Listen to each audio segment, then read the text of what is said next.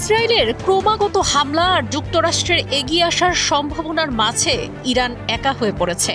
মিত্ররা পাশে থাকার ঘোষণা দিলেও কার্যত লড়াইটা একাই চালাতে হচ্ছে ইরানের সর্বোচ্চ নেতা আয়াতুল্লাহ আলী খামেনিকে। এবার মুসলিম বিশ্বের পরমাণু শক্তিধর দেশ পাকিস্তান দুঃসংবাদ দিল ইরানকে। যদিও শুক্রবার ইসলামাবাদ জানিয়েছিল ইসরায়েলের হামলার বিরুদ্ধে ইরানি সরকার ও জনগণের পাশে থাকবে দেশটি, কিন্তু মাত্র 2 দিনের ব্যবধানে ভোল পাল্টালো ইসলামাবাদ।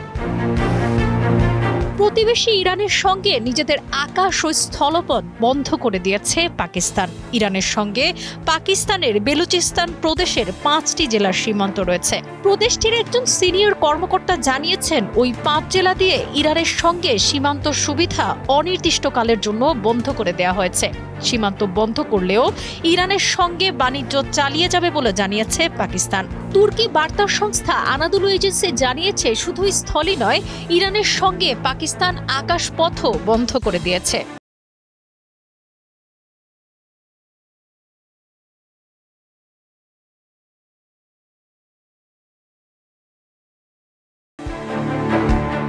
মূলত নিরাপত্তাজনিত উদ্বেগের কারণে তুরবত, পাঞ্জগুর ও গোয়াদার জেলায় ইরানের সঙ্গে থাকা সব সীমান্ত ও ক্রসিং পয়েন্ট অনির্দিষ্টকালের জন্য বন্ধ ঘোষণা করেছে প্রাদেশিক সরকার।